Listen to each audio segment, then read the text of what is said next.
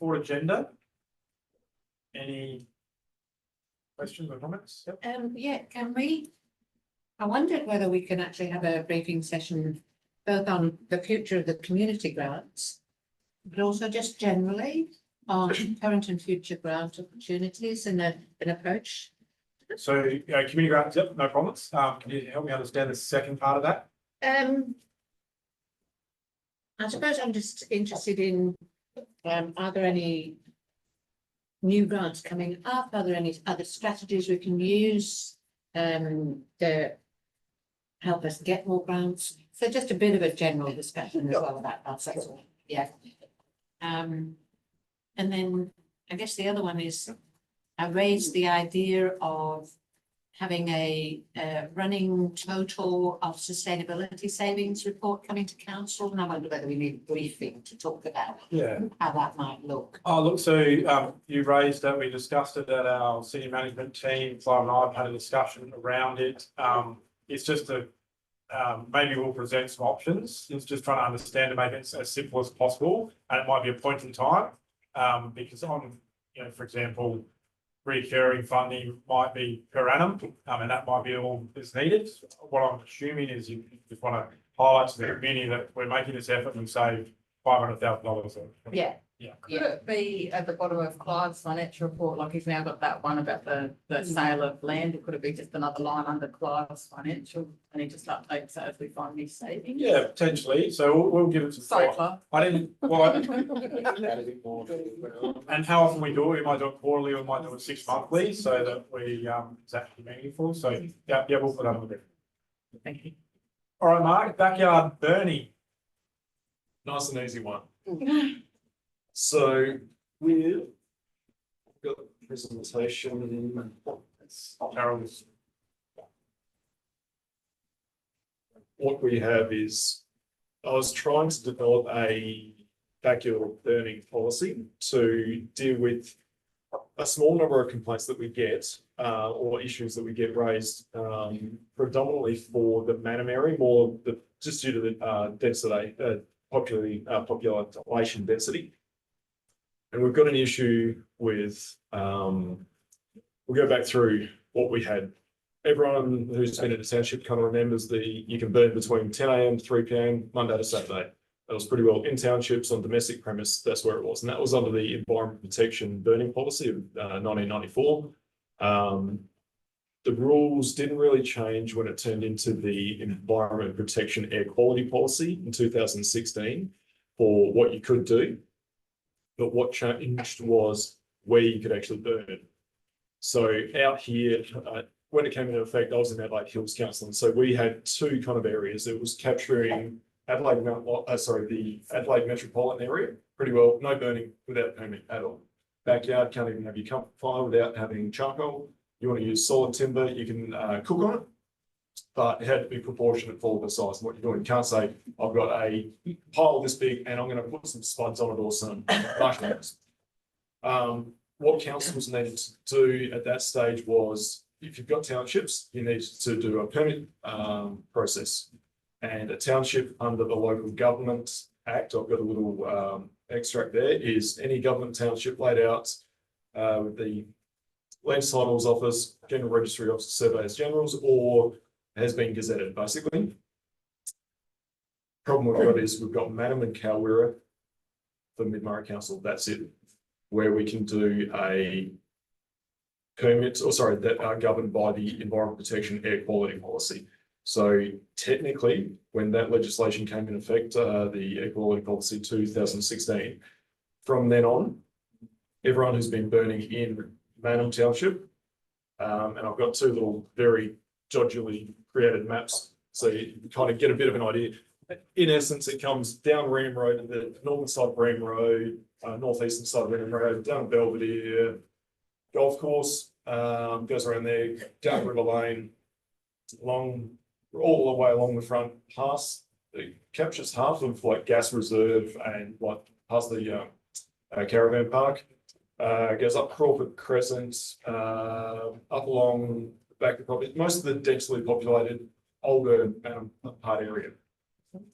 That area, we technically anyone who's been burning in the backyard has needed to have a permit. They don't get issued permits, so they've been in breach of it. So we've been working under everyone's pretty well doing the right rule and haven't had to have anything fully enforced.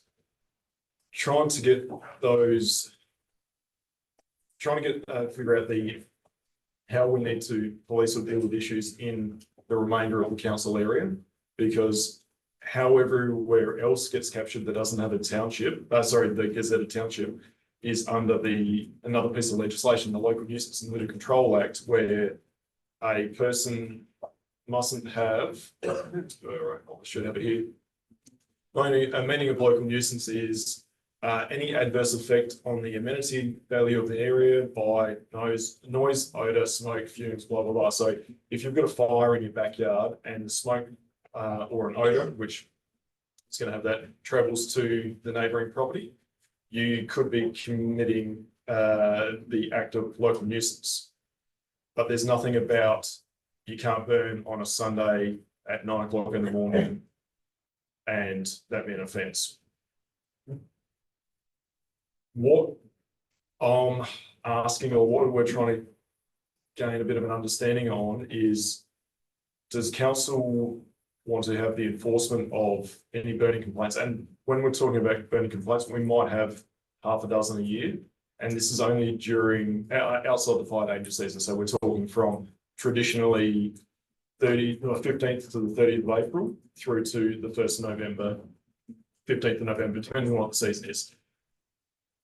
For council to be able to enforce easy legislation, or what, so everyone in the community knows what they can do, because at the moment you've got one rule for one small area, and the rest of the council kind of technically can burn 24/7 as long as it doesn't cause local nuisance.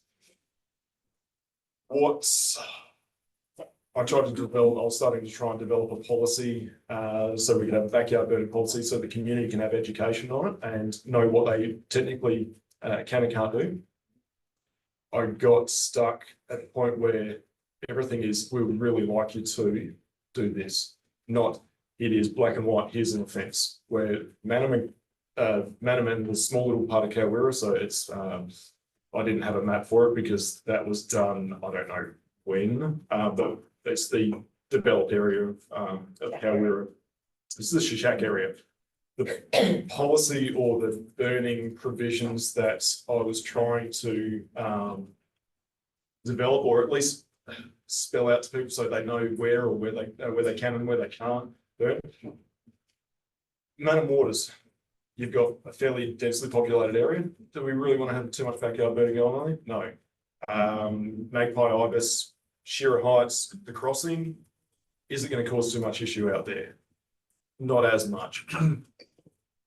The other thing for consideration we've got is there's not a huge amount of densely vegetated residential properties that need to burn or dispose of material by burning in built up areas where it's going to potentially cause a nuisance.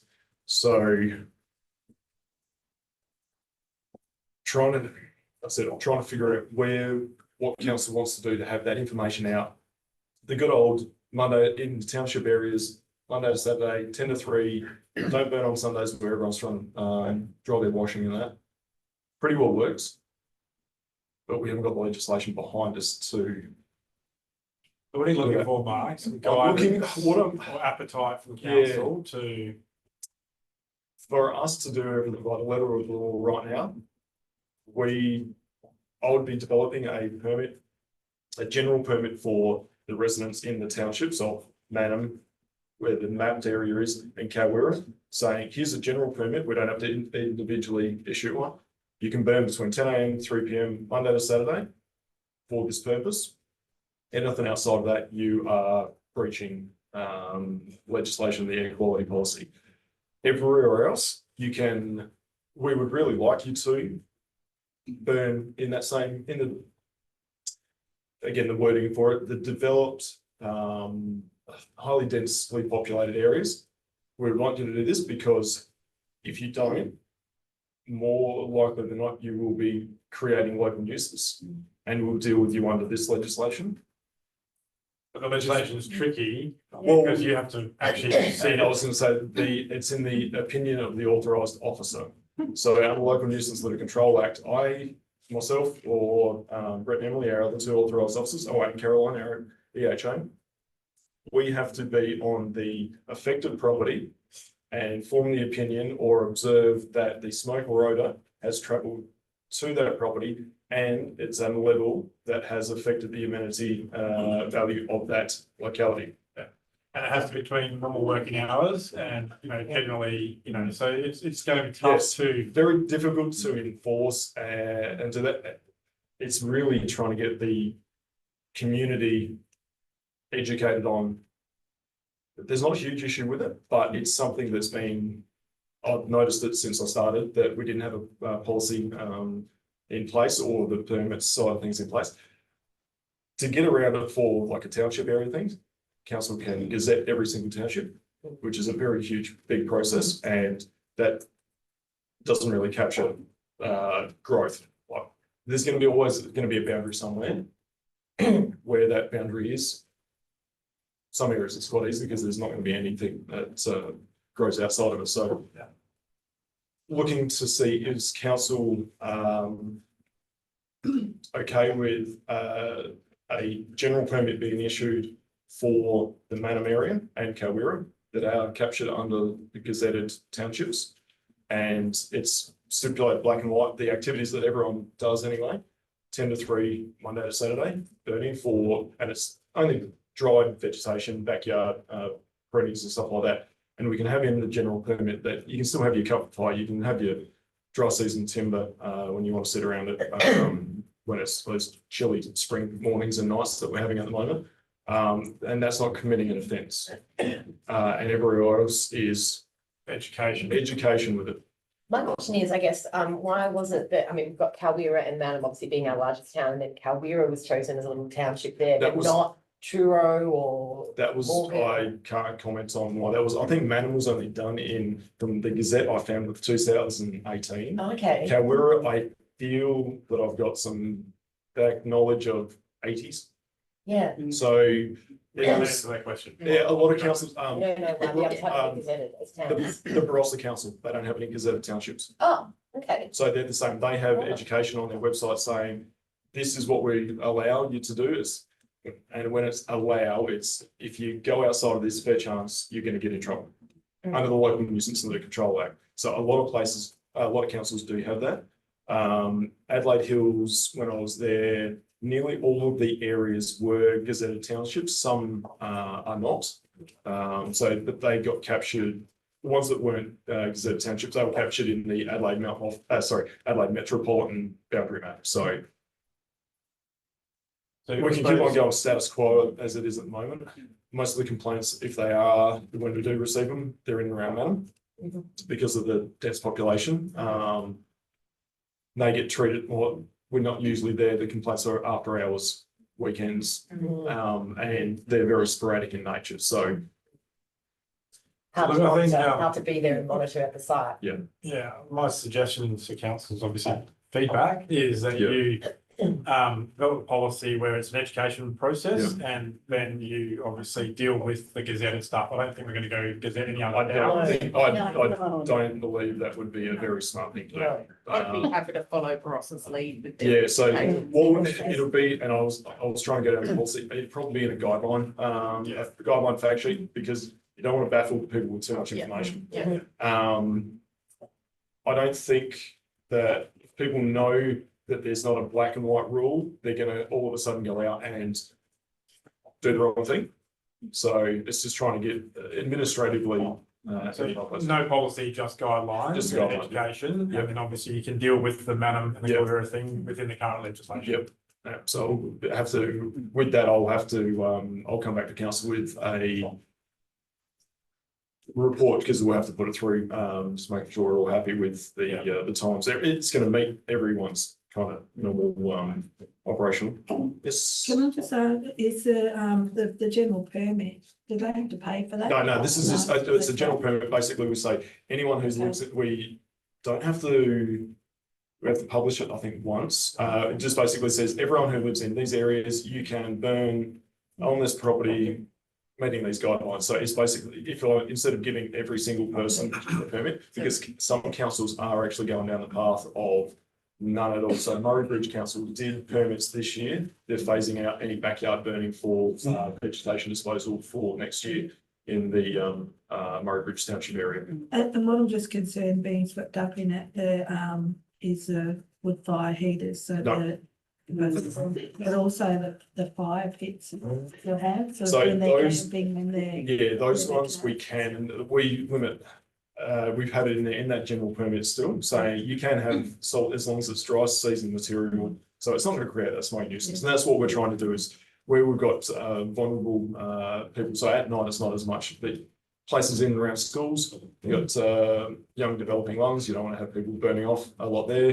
You've got hospital and the aged care facilities and stuff like that, wanting to minimise that smoke nuisance and the impact on smoke onto vulnerable people. So yeah, not stopping the backyard comfort fires, cooking on solid fuel or anything like that. So there's nothing because generally, unless people are burning the wrong stuff, they're not causing those issues. So. When the green bins are introduced, that'll stop a lot of that. And that's the other thing we That's do what as I was well. gonna We have the free organic drop-off days, but again, I keep on going back to the hills where we had it in the Adelaide Hills. The terrain was the issue and the amount of vegetation that's generated. You can't have people running to the dump every week to get rid of the stuff. Down here, there are minimal properties that actually have excessive vegetation that can't be moved out in one way or another, and need to be burnt on site because that's the most practical and cost effective for people. So we don't have that issue that we need to contend with. So.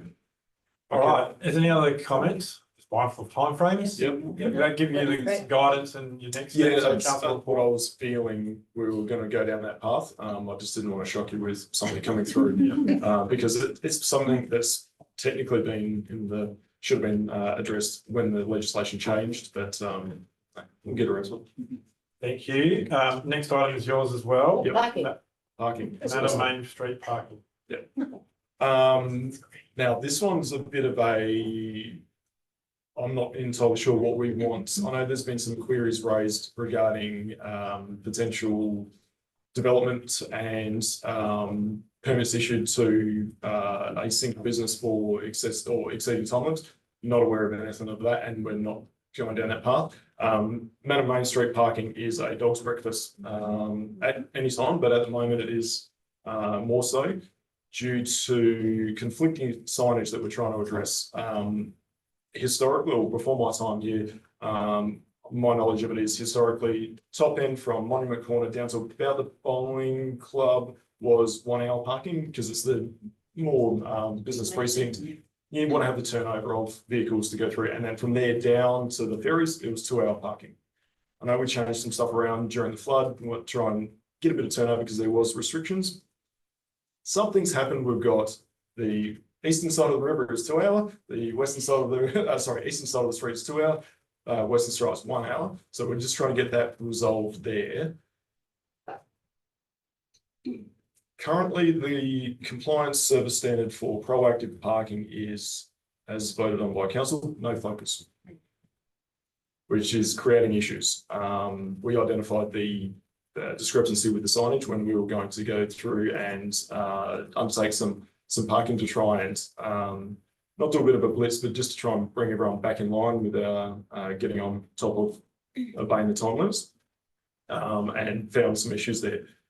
Wanting to get feedback and feel the appetite from council that you happy for regulatory services staff to start undertaking some more, not creating a huge blitz onto it, but moving the proactive parking in certain areas where it needs to be done.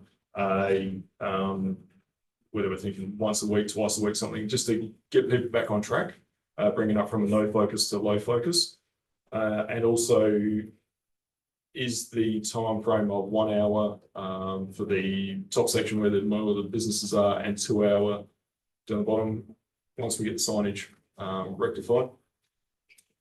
Still happy with all that. Fair enough, because I mean, before the IGA was up there, an hour probably wouldn't have been long enough because people would have been, using the other shopping Yep. centre, but yeah. but you'd think an hour would be enough, and you can just change the position of your vehicle if you have to. Like you do everywhere else. Yeah, that's the thing, yeah, because obviously parking is at a premium in there. I say it everywhere, everyone has the same thing. You can put in an extra 100 car parks and you've got 200 vehicles wanting to fill those slots. You put in 200, you've got 300. You're never going to have enough. It's trying to contend with what we've got there. I suppose one of the questions, and this is where Mark's looking for some guidance, is that if we go to that next step up from a focus and you do it once a week or whatever, subject to resourcing, then it's going to cause issues. And so we're looking for council to understand that and support that, because you are going to be the people. Yeah, no, everyone knows the, and sorry to jump over there, Ben. Everyone knows what the rules are. They hate getting pinched for it. We're the ones who copped the group straight away. And I've been doing it for long enough, I don't care. But yeah, you're going to hear back from everyone. I think a few of you are hearing from people who are disgruntled that it's not getting done at the moment. We've had a few other, Dave's had queries raised from a couple of sites about putting extra restrictions in. But we don't want to be going down that path of removing any bays or putting in extra time limits, because if we put time limits in, they're only as effective as much how they get enforced. If we do as 1 hour parking, we go through, we chalk up the vehicles, and then we come, usually rule of thumb is with 1 hour, you give them an hour and a quarter. So when you come back to, you've had another 15 minutes, we're not out there at 1 hour and 1 minute at that time. Chances are when we've only got 2 staff, we get called off to something else. We might chalk it, we might not even get back there. But usually the visual presence of us walking around is enough to do, and you hit an area once or twice, driver behaviour changes. I think there's also, there's 2 things, I think. One is that quite a lot of people go down there and park to have coffee with friends. So that 1 hour might actually impact on those people. So I'd be leaning towards the 2 hours probably. But the other thing is that the main complaint that I get is that people who work in the main streets are taking spaces there. So that's an education thing for the businesses, I think, down the street, to encourage their workers and themselves to actually park down Marianne Reserve area, whatever. I mean, they will business owners will say, oh, you know, I need to offload and it's so inconvenient, but they can park briefly, unload and then go and park. It's not like it's miles away. And the perfect response to that, to those people as well, all my staff need to park. If your staff are parking there, you're not getting patrons in. No, that's right. So That's you're right. killing your own business. It is an Or you go and education park in front of someone else's business and you're killing their business. My question is, with the Marianne Reserve parking and the parking that's down there behind the Mannum Club, do they have hourly restrictions on them at all? So yeah, So for that's- encouraging longer stays to park off the main street, like staff should all be parking in those sort of areas anyway, where there's no time restrictions. And it's the same with the coffee and chat, like you're going for a coffee and chat, you'd park in one of the 2 hour parks as opposed to one of the 1 hour parks. Well, this is to where save you for want, longer. if you wanted consistency, I Well, would and that's- encourage 2 hours rather And that's than the one. thing, and we can get you can put it all this the same time limit. Instead of having too many signs all the way, you can create a parking area. So when you come around Monument Corner, you have like entering a 2P area, and that means the whole area down. You just have to have the entrance. If you're going to do that, then you've got to take consultation. We'll have to do consultation on that as well. So That was my comment, why can't it just be the same Yep. amount of time? Because in the past, we've had a lot of shops not at one end of the Yeah. street, and it's a lot better than it used to be. Yeah, There's and a lot that's more shops everywhere. everything Yeah. changes, Oh, So Yeah. to sort of make it different is confusing, and I think it was just. So, Mark, I think it's set 2 time, points. set consultation. Obviously, you need consultation for that, but I just think it should be one time frame personally. And on the back of what Mandy was saying is, like the people that are going for coffee, there's a lot of those people are the older generation. And they don't want to have to park halfway down the main street and then walk up the hill to get to the coffee shop. And Yeah, I neither mean, do you're they gonna want get- to walk up from Marianne Reserve. Yeah. You know, it's only a little way, but it's easy. you go in, you get a haircut, you get a coffee. Oh, it's nearly lunchtime. It drags on, and obviously you're going to get some point. It's going to go. There's always going to be a line somewhere where it is. Yes. So if we're going to go down that 2 hour path, well, so if we're happy for it to go up from no focus to low focus and we start doing some education walkthroughs and stuff like that, keeping it as it is and seeing what the feedback, constructive feedback that we receive, not all the feedback we receive, because you don't want to know what that is. But getting that constructive stuff on, is 1 hour not long enough for, and I'm just going through mentally in my head, what businesses are there, like you have, go and get a haircut, coffee, so is that going to be long enough for some of those areas, or does it need to be just one whole, because you've got, you've got Arnold and you've got Sheriff Car Park as well, which are close by there. Accessibility issues, mobility issues for people parking down at Marianne Reserve coming up, and it's something that they're be contending with. So, But my summary, and please correct me if I'm wrong, is there's some appetite for you to progress within resources to do some the next level up in parking infringements, to run an education component to the businesses to encourage, say that maybe council's focus is going to increase in this area. And that, please make sure your staff are parking outside of those areas. And then consider, with the signage to get it tightened up. But then potentially engagement to see whether, as part of this process, whether the signage is right longer term. I think if we're going to do anything different, also a bit of education on social media. Advising them we're doing it. Different. I mean, all councils charge parking fines, and it's like, it's sort of something that all councils use as an element of revenue, which is outside of our ratepayers, that is for people doing the wrong thing. and that's the thing, and like most of it, we've got 1, 2, there's only 2 disabled bays there. There's the rest of all times for exceeding the permissive parking time, you're looking at, I think it's about $71 fine, right? So 68, 71, somewhere around that.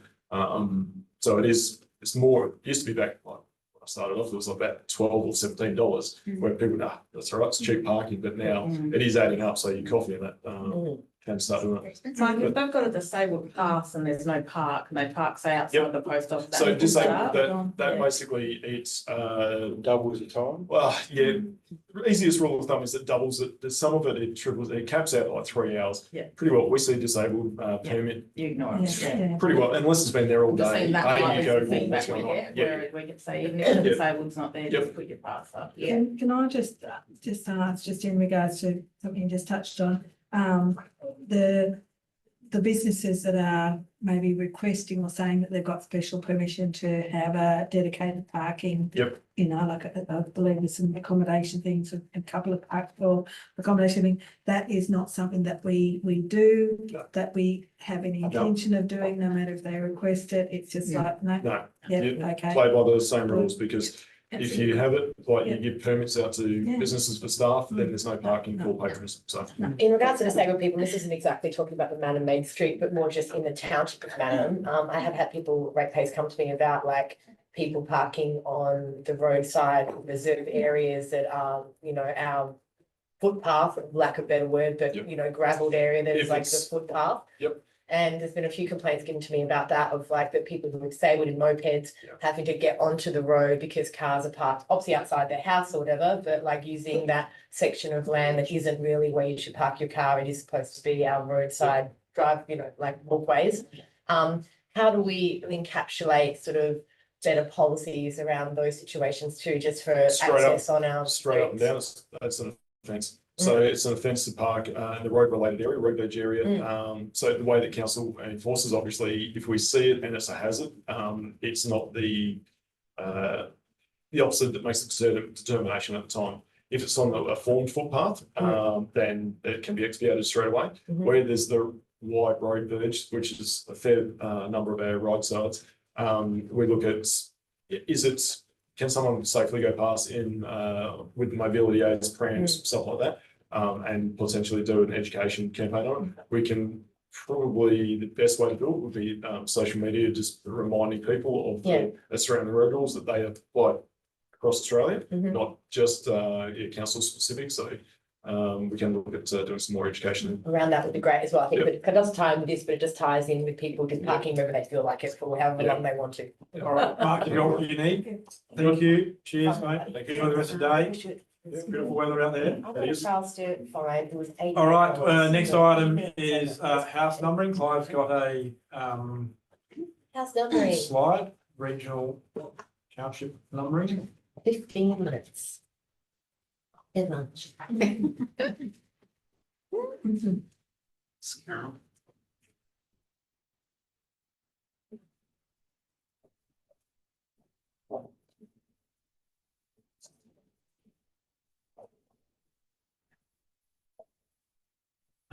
So under Local Government Act, section 1220, it deals with numbering of premises and allotments. Council may adopt a numbering system for buildings, allotments adjoining a road.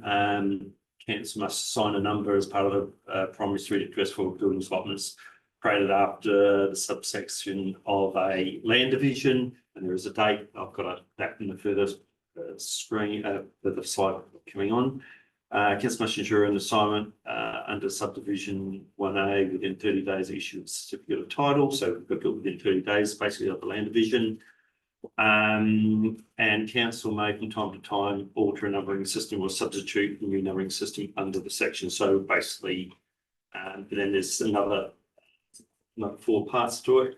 Public notice must be given for adopting, altering, or substituting a numbering system in a particular road. We've got to notify the VG basically immediately. An owner of land must not adopt a numbering system. If they're inconsistent with us, we can actually give them a penalty of $2,500. And an owner of land must, at the request of the council, ensure the appropriate numbers of an owner building or allotment displayed. And there's a penalty of $750 and an expiation fee of $105 if they continue to do that. So, so basically, that was the extract from the legislation, and I've just summarised that basically in those points here. So we can adopt a street numbering system. So we may, yep. So it's to the satisfaction of council whether they want to go ahead and do that. It's got to be assigned within 30 days of a CT being occurred, and that after the 1st of July 2010. There was like a special date when obviously this legislation was brought in. And we've got the power to alter the existing numbers, but public notice must be given or introduce new ones. Valid journal must be notified immediately. We've talked about that before, and the 2 lots of fines. So, current situation, historically larger settlements have been allocated numbers, and while we're here at the meeting, I've got some stats. At the moment, we've got 11 townships, which have been, as far as the rates officer Julie is concerned, have been completely numbered with house numbers, and they are Blanchetown, Cadell, Carrera, Carlton, Mannum, Morgan Randell, Palmer, Swan Reach, Truro Barton, Unkillo, and Mannum Waters as new allotments are made. We have 4 which fall in the category of that they've actually been given majority rural road addressing. And those are Dutton, Nildotty, Trenong, and Nildotty, or formerly Greenways. There's another 2 where Sedan has only 1 street with rural road addressing, and Cambrai have been allocated street numbering on paper, but it actually hasn't been rolled out and advised. So that's the status of the street numbering as far as the council's concerned. Caton was In the first list. it's been completed. So we haven't got a project currently included in the strategic plan as a project or as priority. No current budgeting performed in the areas which haven't been previously numbered. There's no internal resources at the moment. Our focus at the moment has been with rates and probably section 184s. So council will probably have to consider whether this is a project as a priority and allocate some external resources to it. Are there any issues with this at the moment? From Sorry? Are there any issues with this at the moment, from your point of view? Some of- Not that we've, not to my knowledge, I haven't, nothing's been brought to my attention, but that was the status of those townships. And sorry, I didn't have that in a slide, but I can make that available and send it out to you, the status of all those I think townships. there's one resident in there, Carol, that we have, yeah, a lady, I think from Cambrai, that may have raised it on a number of occasions. And the Sudan Association has as well, when they had the numbers to the legal, yes. Amendment services. And that was raised for payment at the combined AGM, remember Ben? About when the Stobie pole project, and it was made more difficult working out which Stobie poles they can use and can't use because there was no house numbering, remember? But it would seem like, yeah, Caden's been done. But there's no house numbers there. Well, It's up to them to do it. it's, you know, council can enforce them and then start finding them if they don't put their house numbers on. That would be, When were they notified? I think that probably, I would suspect that they're probably the description of their rate notice, I'd have to check. Would probably have their numbering on that. So, but I'd have to check on that. So previously, to my understanding, what happened was as numbering was allocated and then a notice was sent out to all the properties at that stage and it was rolled out. And you wouldn't be able to double check when that happened, would you? Well, I'd have to try and find out when it happened. Yeah. So If this is something we can find out, and look, it might be that we make the township maps available with the numbers which are on there, so people can actually go and have a look on our website possibly, and say, you know, either that or we've got to, do a bulk mail out to all these people. I would think it would be on their rates notice, surely. Yeah, like that I would think it'd be, be on their rates notice. so It's, it's your yeah, it address. should be, yeah, but I mean, if they're not aware that they can actually put the numbers on their property, well, Yeah. they might think council has to do that, they might not be Yeah, aware that. so if we they can. find out if it's on the rates notice, we can So- put some. yeah, so detail probably out. two things we need to check on rate notice, that, because you normally have your postal address, that's your billing address, Yeah. and then there's normally like a That's property right. or Description property or description whatever. there. So what we need to do is ensure that if it's hasn't been given a number that we give there, and then it might be an opportune time to, as far as with the newsletter we put out, Yeah, right, and yeah. that actually bring it to their attention, say, look, you know, Because it seems funny that the whole town is unaware that. Yeah, right, yeah. and look, historically, it might have been 10, 15 years ago when they did numbers, possibly. So a lot of people might have changed hands and they don't know that as well. So the towns that haven't been allocated house numbers, they will only get done unless, if there's money to be had in the budget to do Well, that. if that's a priority of council to do and So highlight certain ones. So probably, as we discussed here, there's like Cambrai probably been done. It's either we kind of bring someone in as special projects to roll that out and complete that. And the ones which haven't got numbers, like Sedan, looks like one street has only had a rural road addressing.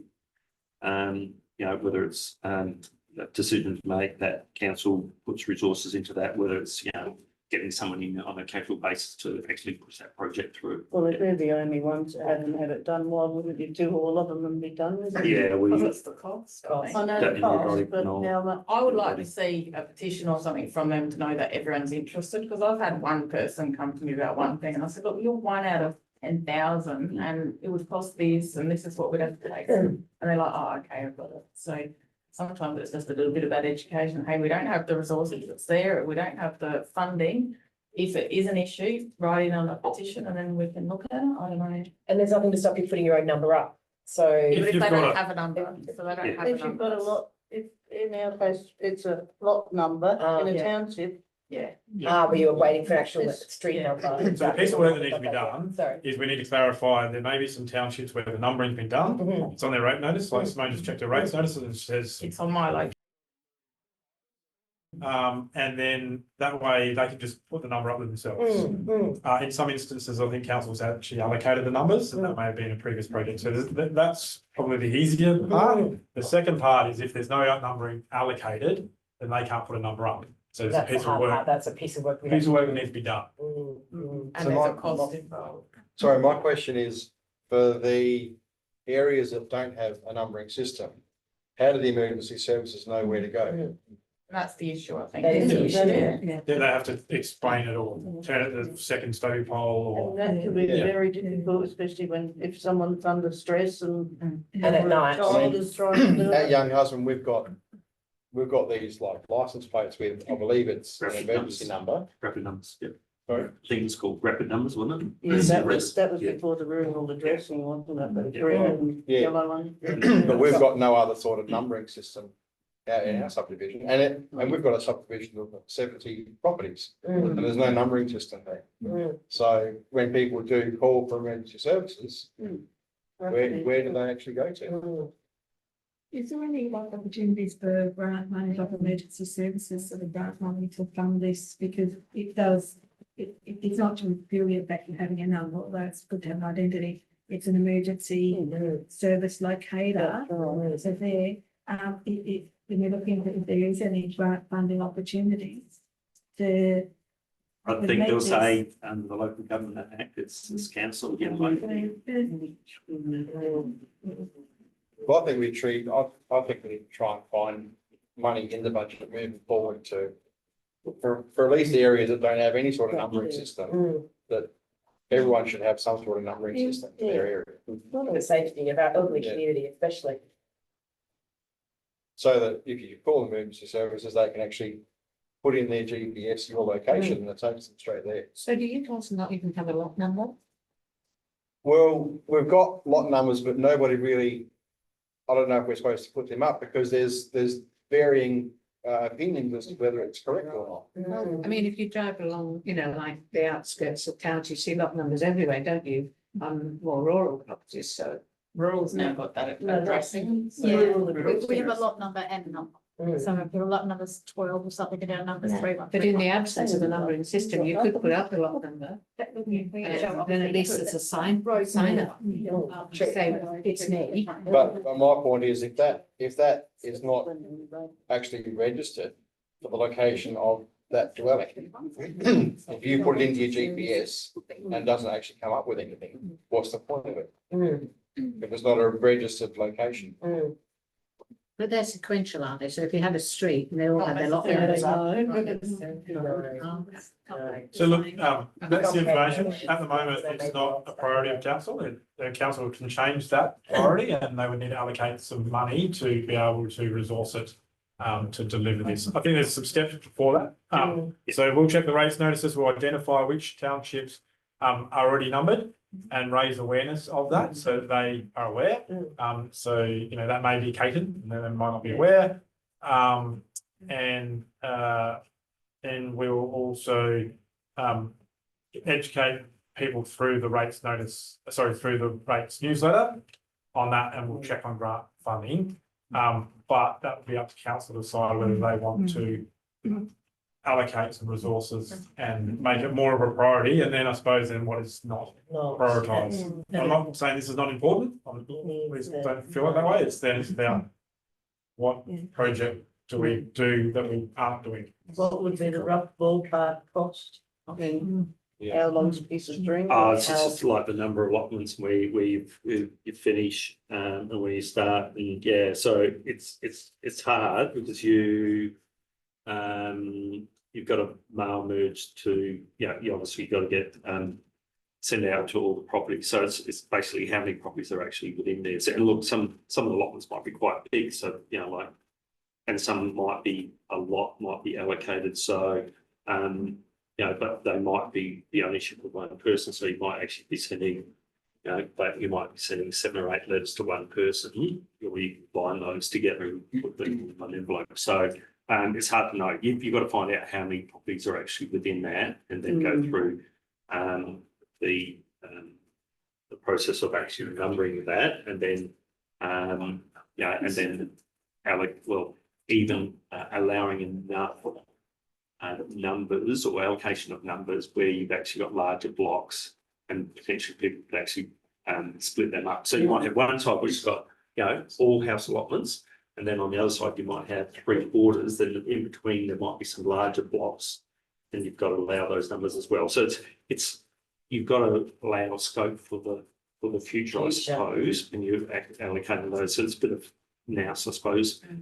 You don't really want to start numbering 2A, 2Bs, 2C. So you try and allocate enough numbers throughout the whole thing, and you don't want, and they've got to be basically odds and even going opposite as well. So, But I mean, those townships that haven't been allocated a number yet, I don't think you'll find much scope for subdivision of blocks there anyway. It's, but you can't be going, like you've got to, like 3 should be opposite, roughly opposite 2. Yeah. Same with 23 should be opposite, 20, 21, so you can't My have the question different five is numbers kind like, of. you can have basic- multiple titles in one allotment, can't you? So one allotment Yeah. could be 9 titles in that one right. allotment from back in the day. Yeah. So we're looking at 9 big Yeah. allotments and they could be subdivided down to 6 or right. 5. Even And if on it's the other just side, farming. it may have been all split up. So you've got to basically kind of keep in account, like, 1, 2, 3, 4, 5, 6, 7, 8, even if there's not those blocks being split. Otherwise, your numbering doesn't make sense. Yeah, like I'm 24, my Yeah. neighbour's 20, which is right. Yeah, that's right. You Yeah. can't have on There's no the odds 22. going up to 51, on the other, England's only going up to 20. well, any Yeah. numbering is better than no Yeah. number. Yeah. Oh, it's got to make sense, otherwise it'll confuse people as well. So what I'll do is also, I'll give you a full list of, and the status of each one of those, this information. Yeah. Thank you, Clive. Thank you, Clive, keep going. Count the vehicles. 10 Okay, minutes. what's up next? Council vehicles, let's talk about it. Okay. So once again, so what I've done is, let's pick that up. So what I've done is looked at the light fleet of vehicles within the council. So first of all, we've got 24 commercial type vehicles. So they are basically utilities, full drives, etc. So there's a list of those. And what I've done is just having the purchase dates, insurance, registration costs. And this is a snapshot as at June 2024. Fuel and oil, repairs and maintenance, depreciation, and a year-to-date total for each one of those. And I've got a summary further on as well. The next one I've got is light fleet non-commercial, so more like sedan type ones or vans. You can see the Fun van and the Morgan vans included there. And once again, I've just got purchase dates, registration, insurance, fuel and oil, repairs, maintenance, depreciation, and total year-to-date. And the next one I've got as a summary. So if we have as a snapshot for our light fleet commercials, as before I said, 24. Total registration and insurance, I'll just work on the average, is about nearly $1,300 and 9% of expense. Fuel and oil relates to about 35%, or on average about $4,800. Repairs and maintenance about $3,500 or 25%. Depreciation relates to about 30%. That's the value we're losing on a yearly basis as those vehicles get more kilometres and get older. And on an average, it's cost us about $13,600 for each one of those. Light fleet, we've got 17, as said before. Insurance registration makes about 9%, which is about the same for the commercials. 36% for fuel and oil is about the same as the commercials as well. Repairs and maintenance about 14%, a little bit lower. And depreciation 42%, and it costs us about $9,800 per vehicle as far as non-commercials. So, In the slide before, some didn't have any depreciation on them. What's the reason? yeah. So what's happened there that you look at there? Good point. And They're older than shit. they're older ones and they've Oh, right, that passed, way, okay. they've passed their date. So what we do with, what we do with our depreciation, we estimate the number of years we'll keep that, and that's, if you want further details of that, you're getting the motor vehicle policy that council's got. So what we do is we say there's like a residual value, and a lot of times that's about 25%. We think that it's going to at least retain 25-30%, and then we depreciate over the number of years that we think we're going to have it. So they're basically kind of, they're due to be traded. So we think that they'll still retain their residual end of 25-30%. And you haven't insured a car. No, so they're the new later ones. All right. So what's happened is the insurance would have carried forward from the replacement one vehicle there. So and the or insurance and registration would be With it the new at the vehicle. time. Yeah. Good pick up, so. It's like looking at the dashes, just being like, why is that vacant? Yeah. And why? I've got a tongue-in-check question for you, Ben. Do you know which one of those is yours? Yes, which one's yours, Yeah, Benny? yeah, I do. How much do The you last one. appreciate I assume it was the last one. it? P392. Oh, nice, good old Mazda. Zaki. So that was the non-commercials and those commercials. So, yep. And then we got back down to that. So that's a kind of a bit of a snapshot of the vehicles and the light fleet's concerned. Yep. Wow. Only one more to go. Well done. Makes me feel good about having a Zuzu because you've chosen a Zuzu a lot there. Makes you think, yeah, I chose a good vehicle. It's mine, that's some chooses for their light vehicles.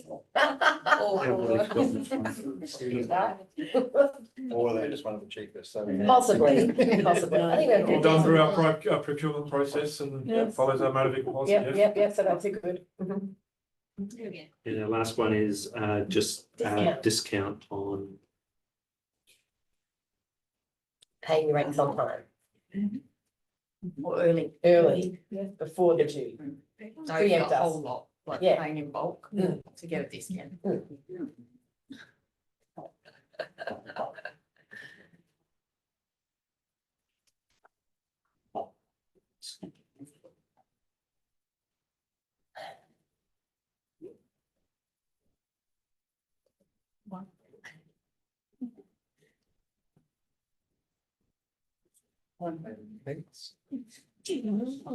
No, I also need a granny rug. It's getting big. It's good standing up. It is really difficult. Yeah. Chilly. It's a nice day outside. Not that we're gonna see it. Okay, lucky last. This is what happens when you don't have enough reports in the agenda. They give you a whole lot of. Gary only had 3 this agenda. He had 9 or 10 last agenda. Well, And Dave Okay. just sit there. Being pretty.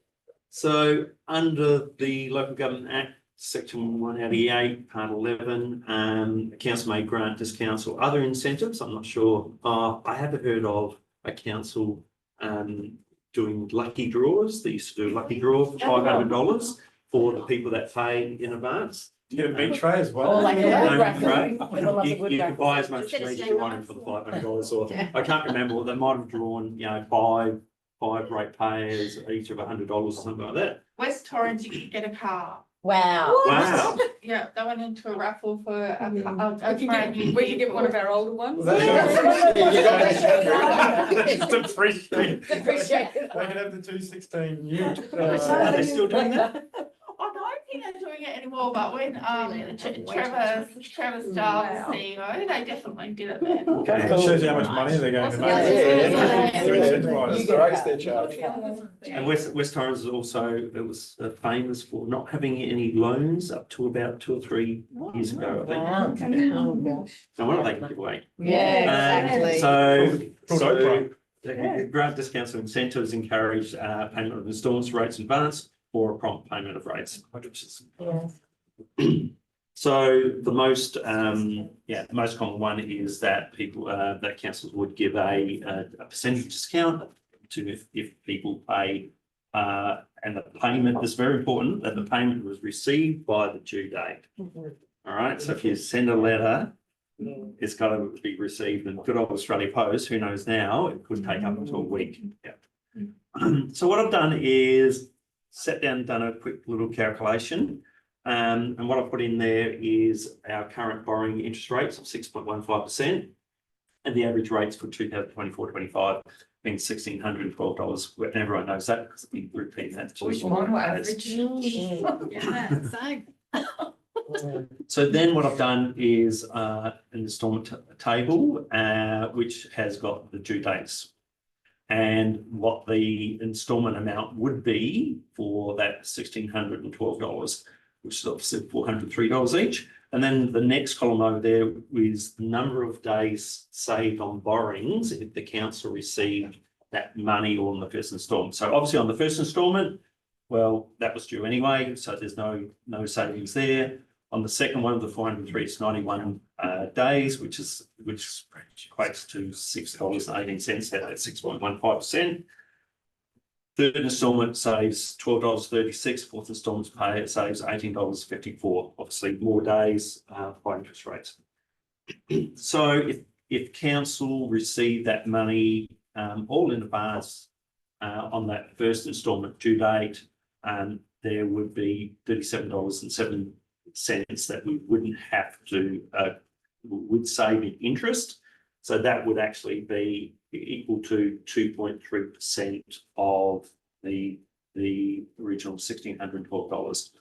So what I've recommended, and I've always recommended in other councils, is that whatever that amount is, that gets split halfway. So with the 2.3%, that'd be 1.15%, which would be offered to the discount as ratepayer, and that would mean a discount of $18.54 for the we would offer, and then council also would get a win of $18.54.53. I had to take it down by 1 cent on rounding. So that gives you an advantage there. Now whether the $18.54 or that 1.15% is enough inducement for the ratepayer is unknown, because you don't know what their financial status is, whether they've got very high overdraft, paying high interest rates, or they've got interest in the bank and it's not at a high yield anyway, or they'll just there's a number of factors. It's very, very hard to gauge whether that would be an enticement or not. Keeping into account that we have a large number of people that pay anyway in advance. So when you're looking at that and you're doing some of the calculations, you've got to take into account that would be actually possibly giving some money away, because some people actually pay all in advance now. So what I've done is just a list of the advantages and disadvantages of the early payment. So advantages: council seen active encouraging early payment rates with financial benefit to the ratepayer if it's entices them. Some people say, well, the $18 is not worth it, I might as well keep that in my bank account. I don't know. Disadvantage is that the belief that council will discriminate against people that do not have the ability to pay in one instalment. So someone that is living from paycheck by paycheck, they could see that's discriminatory, because you're giving, council giving discount to people, the wealthy people, and you're not trying to help me out as well. So, I always used to when I first heard that, I thought, well, it sounds silly, but then I sat down and I thought, no, it does make sense. Added confusion, especially of the elderly, of what amount they really have to pay. Ratepayers subtracting the discount amount, they're not paying by the required time. And obviously that becomes a bit of a dispute. Normally it goes to the rates officer complaint, and then it gets escalated to me. And then we're arguing about, on that example, $18. Added costs of having a separate draft first notice with a discount amount versus the second, third, and fourth notice. To make it very nice and clear that it's a discounted amount and must be paid in advance, or we could possibly, alternative to that, just have a comment regarding discount on the rate notice. So it'd be just a one-liner saying, no, if you pay by 100% of your rates due, that you will receive a X amount of dollars on as a discount. the other thing is refunding of the discount amount when a ratepayer has paid in one instalment and not taken off the discount, or should we just keep it? I was just That gonna say, sound- could you, yeah. to offset both of those, could you say your discount will be allocated to next year's rates? You'd have to leave that, the credit on there, yeah. And during periods of low interest rates, people may not see it worthwhile to pay early. So, yeah, I suppose on the administration side, we've got a little bit more work to do, but not only when we're proofing all the calculations, we've got to proof that the discount is being corrected on a set number of rate notices, just like we do with all the other levies that we raise.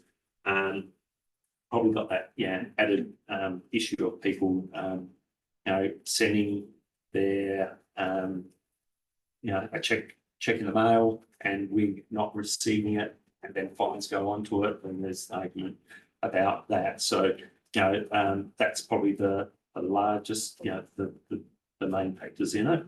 But and the other thing is that it's something that you've got to calculate probably on a yearly basis until leading up to rates, because interest rates are going to change. Let's all hope that they'll go down. Keep on saying that they will go down. I think America is due for one, and the share market over there has also reacted strongly about it.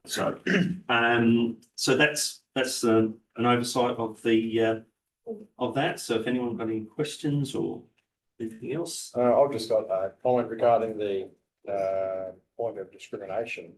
I mean, you could say the same for people that pay out a bank loan early. Is the bank discriminating because they're paying out a bank loan early? You have to educate to say you're getting this discount because we're saving on interest, because we're getting it paid. No, it's got to be an education. Yes. And we're not for profit for people as well. We're a commercial, basically make their own rules as well. So we're be deemed to kind of be socially fair, I suppose, as well, to some extent. That check in the mail problem that you said, you'd have that anyway, because they wouldn't want to pay penalties and things. Oh, that's right. But then it's kind of like there's two things to complain about, not one. All right, thank you, Clive. Any questions? No, well done. I love the incentivization of the car. They're not Can we giving do you the one the of the hour. That sounds a lot better than You want to that. go, oh, no, you better they don't get a chance to win a 2015. So the next item, I'm mindful of time to make sure, so the training has been able to brought forward. So he's going to be here around 1-ish. So that's a positive result. So might be able to get you out earlier. That's good. So the next item is Alexandrina Vessel. So the owner of the Alexandrina, which is a nationally registered historic vessel, has made inquiries as whether the council would be interested in taking ownership of the vessel for a study display at the Mannum and Discovery Centre. What I wanted to do was, prior to considering this opportunity, and undertaking the required prudential work that would be needed, I wanted to raise with council, seek guidance and see what your appetite for exploring this opportunity. This may be a positive opportunity. I'm not saying that it's not, but obviously we would want to do a business case. There's no master plan for the site at present.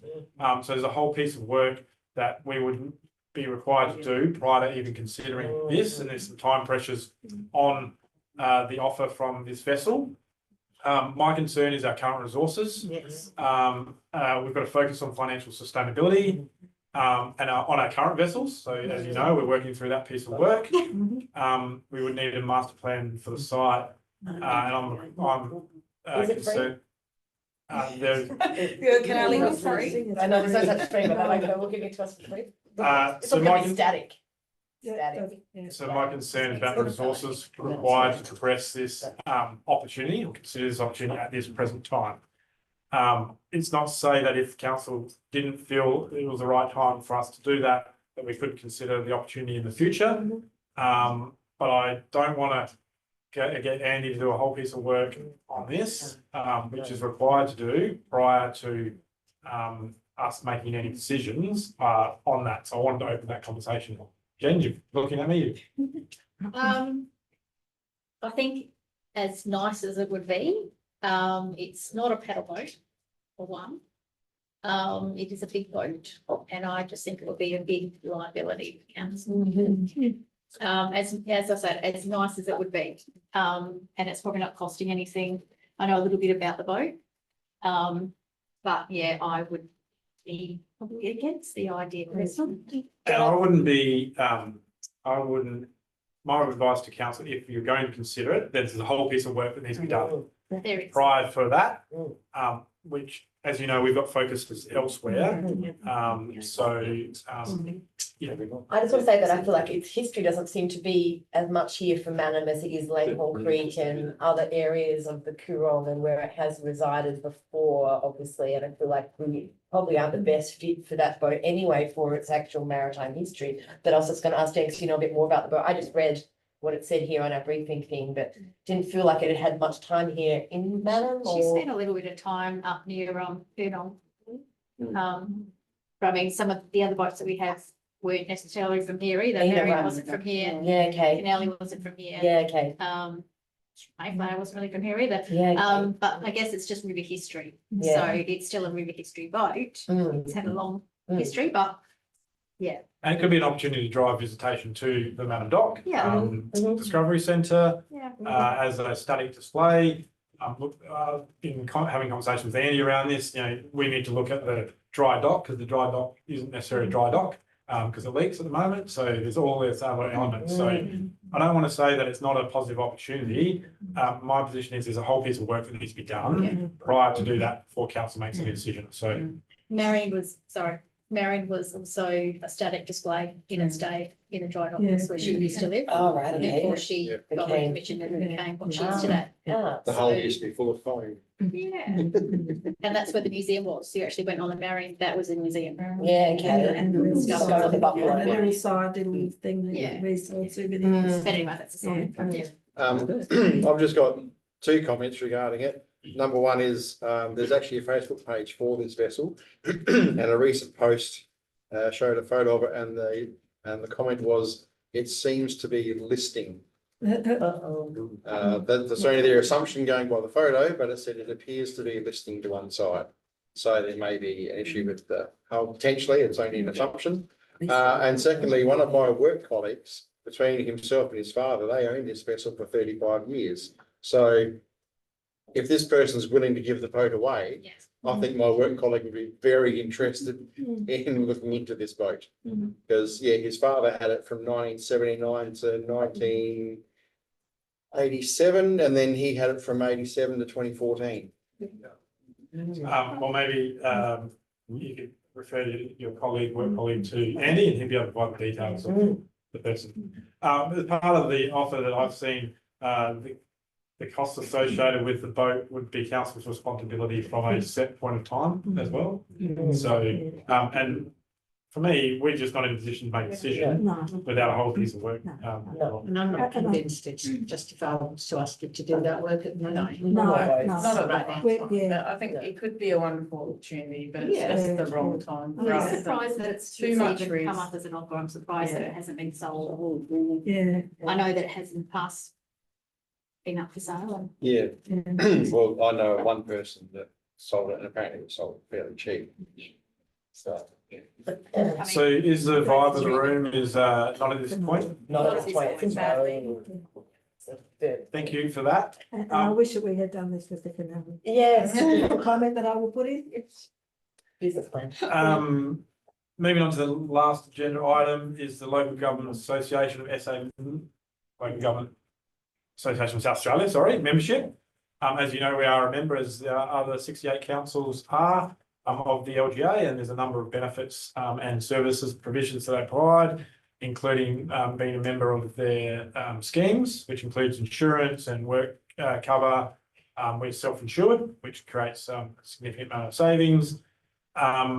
Advice and training opportunities. For example, the training you're having this afternoon is organised through the LGA. We pay for it, but it is organised by the LGA.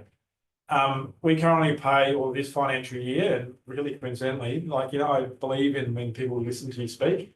I've just got the invoice for our membership for this year, like literally about 30 minutes ago. So maybe they knew this was on the agenda this afternoon. So $33,839 $1,000.99 for this financial year. Other councils have considered this. So the City of Marion, they made a decision to withdraw, and then they reversed that decision, I think, 2 weeks later, for a number of reasons. But one of the benefits is, I've mentioned the insurance and the self-insurance. If we weren't a member, we would have to go out and get our own insurance, which would be quite a significant cost, and potentially resources to do that. It is part of our sustainability review. You know, you would remember, that we did affiliated associations, such as Destination Riverland and the MLGA and the RDA. So LGA is one of those. In consulting with Councillor Bailey, we had done some work on a report, and we needed to do some further work on that. But it was felt that maybe to brief you first and get some guidance, because to be honest, we don't want to go off and do a heap of work if we don't. We're going to get the same. You're going to get the same result. If you were to ask my advice, the benefit of it is covers the cost of being involved. There are some elected members across the sector that don't support and don't feel like they get value from the LGA. From an administrative perspective, I feel that we do, and we can take advice when we're required. So again, Clive. I was going to say, one of the largest advantages are legal opinions. So the financial management group, from part of the executive committee, have gone to the LGA and asked for a ruling as far as superannuation is concerned for certain committee members. And the LGA has sought legal opinion on that, and they'll be shared through all the council. So, you know, if you didn't, you know, and you wouldn't be privy to that, that legal type of I suppose for the industry, and our, just as a staff member of the council, we would be barred from all their circulars and access to the website as well. So not only like any new legal opinions, all the past ones as well. And I think, sorry, I was only going to say that the other side of it is how can you lobby and influence an association within it?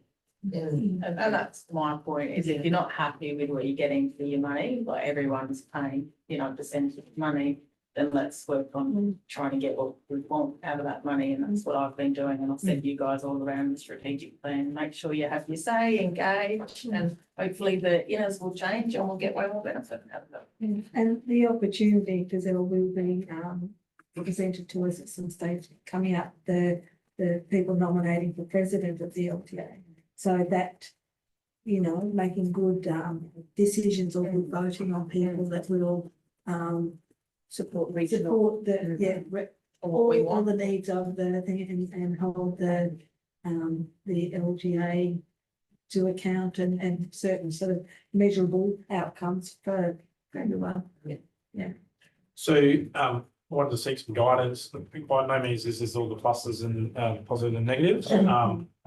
If there's general support for our continuing on as a member, then I'm comfortable with that, or we can present a report where you can make a decision. Obviously, there's no decisions made in this forum. It was just. Do you want a report? Yeah, correct. Yeah. We needed that piece of work and come back and for you to do that, or you're comfortable with our current position, which you don't need to make any change. On for it, because we know what legal expenses do. And